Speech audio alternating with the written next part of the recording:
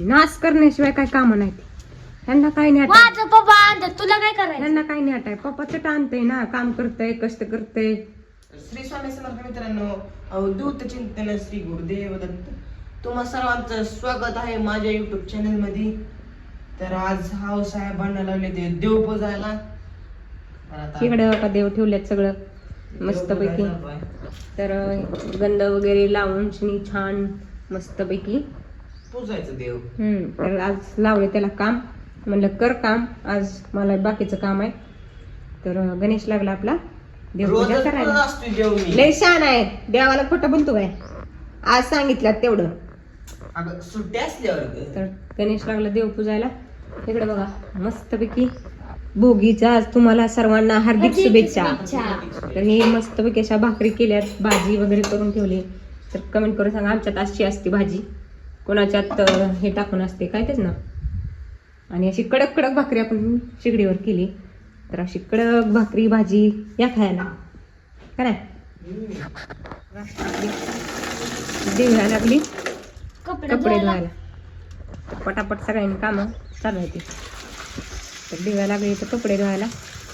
पप्पा T shirt हे आणायचा. तर तुम्हा सर्वांना भोगीच्या हार्दिक हार्दिक शुभेच्छा. तर उद्याला मकर संक्रांती ऍडव्हान्स मध्ये संक्रांतीच्या वेळी शुभेच्छा. आणि आमची दिव्या काल म्हणली मम्मी आज परवा दिवशी आपल्या घरी काय येणार आहे म्हणली, सकर मकर शांती. सकर मकर शांती. तर बघा आमच्या दिदीची कसली भाषा, सकर मकर शांती. शांती मकर संक्रांती. परवा दिवशी आमच्या घरी येणार आहे सकर मकर शांती. मकर संक्रांती. तर मस्त पैकी अशी आपल्या इथं भाकरी करायला चालू आहे. सगळं भात वगैरे सगळं करून ठेवलं. तिकडे पाटी भरली असेल. मी हित आहे, बंद कर तुझा, पाणी सांडल खाली. तर गणेशला लावले मस्त पैकी देव पूजायला. म्हणलं पूजून घे, नंतर म्हणजे स्वयंपाक करून पटकन गावात जायचं, खण आणायचा. पप्पा टी शर्ट. तर दिव्याला म्हणलं दिव्याला गप्पा ग तुला सांगितलं होतं.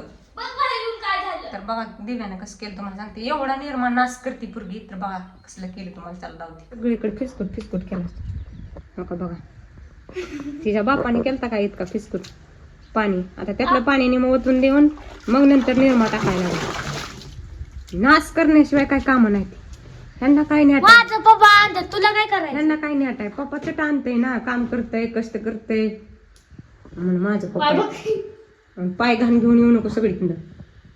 तर चला करूया मस्तपैकी. गणेशने आमच्या घर सुद्धा पुसून घेतलंय आज. आणि ही कशी घाण पाय घेऊन चालली या.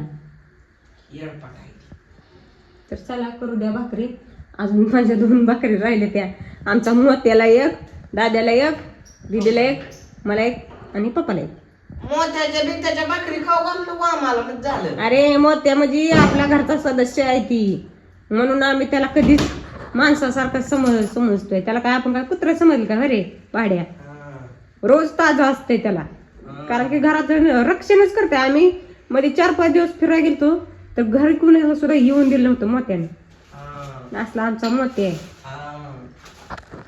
तर एवढा आमचा मोत्या छान आहे. आणि आम्ही रोज त्याला ताजी भाकर टाकतो. आणि आमचा मोत्या अजून सगळ्यात भारी तुम्हाला सांगते काय काय खातो. कांदा खातो, भाजी खातो, कशाची बी आमटी असू द्या. अहो ते चुक्क्याची भाजी, पालकाची भाजी सुद्धा खातो आमचा मोत्या.